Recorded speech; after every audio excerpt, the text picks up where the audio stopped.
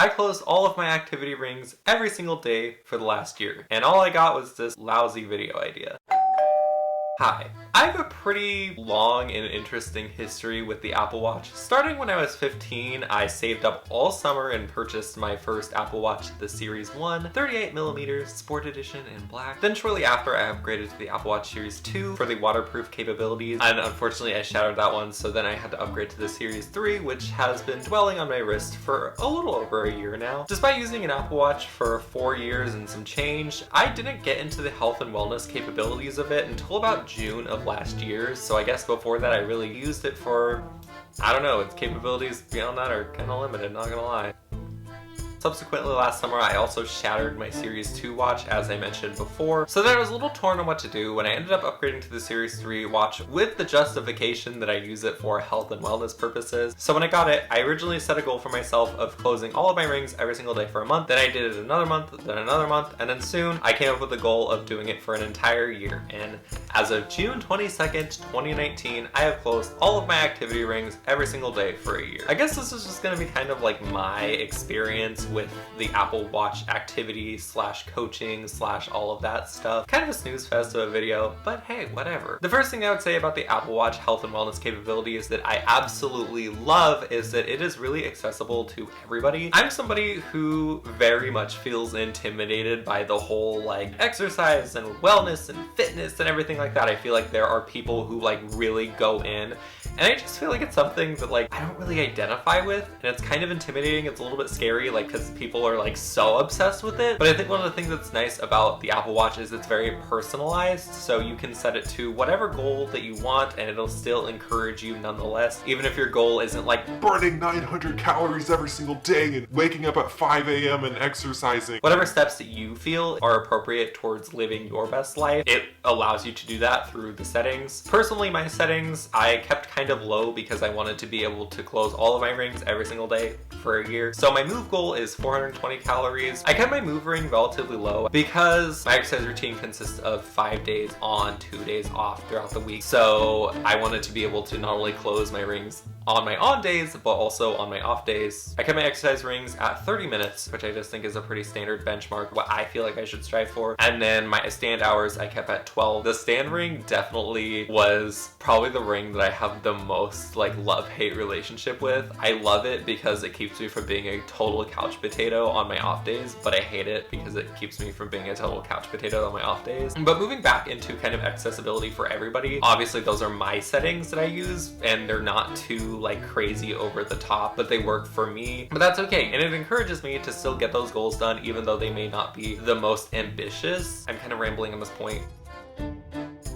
I guess something else that I really enjoyed about the Apple Watch activities is that I really appreciate the coaching slash monthly challenges. When you know, are exercising and doing whatever every single day, it can get a little bit repetitive and feel boring. And so with kind of the coaching, it will give you these gentle reminders to like, hey, stand up and move around for a minute to get a stand hour. Or like if it's getting pretty late and you haven't done an exercise yet, it'll be like, hey, you can still do it. There's still like an hour left in the day. Get your move in. I feel like health and wellness and fitness and all that do generally work better when you do have other people with you.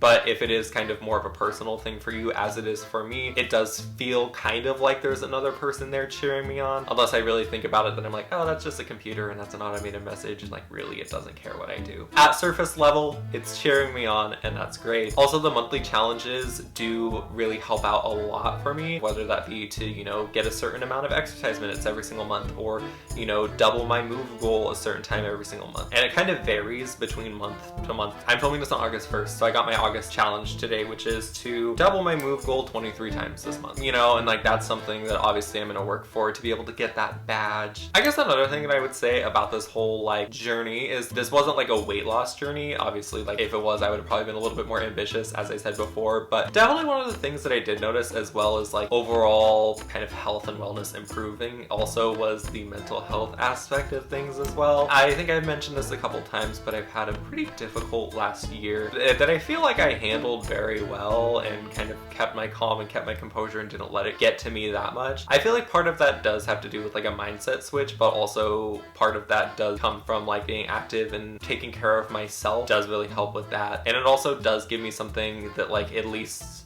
every single day, like the one thing that I can control is that. Pro that was like unexpected was the benefits on my like mental health.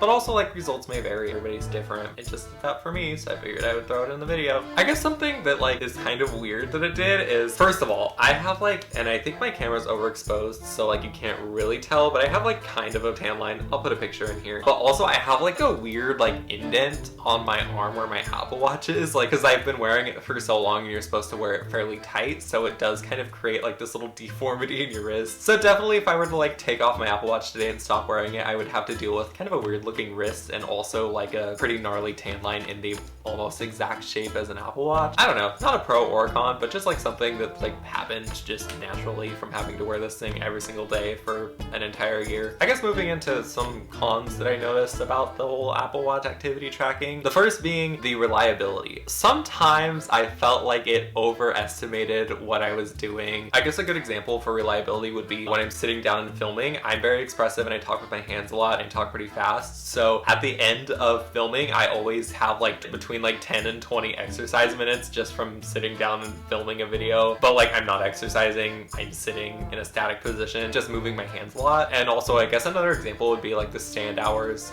Sometimes I'll be literally standing for the whole entire hour and it'll still give me that little reminder like, hey, stand up and move around a minute. Also, sometimes when I'm exercising, it will just not read my heart rate or read my heart rate extremely low for like several minutes at a time, which is a little bit annoying. But also, A, I have the Apple Watch Series 3, maybe they fixed it with the Series 4, but also B, it's like a little computer that lives on your wrist. It can only really do so much or be so accurate. I think for the most part, it's accurate and it's great, but there are just those limited incidents. Another thing that I wish about the Apple Watch, this is about the Apple Watch in general, is the battery life. It's so bad. I have it as part of my nightly routine to just put my watch on the charger. It is like a tiny little charging pad, so sometimes maybe I won't lay it on there correctly, or sometimes I'll just honestly forget and just sleep in it. And I'll wake up in the morning and it'll be like on 20%. And I'm like, really? Like it can't even really get me through like 2 solid days of use when you have to charge it throughout the day, which makes it harder to get my stand hours and all of my activities done because it's kind of off my arm for like 3 hours during the day. I don't know. It's just like a nitpicking thing. Just, I guess the last thing that I'll say is that I do wish that with the exercise available that there were more. And I think with every update, they're releasing more and more at a time. So it's only a matter of time before they do. Anytime I do those kinds of exercises, I just will go to the other and it's like not the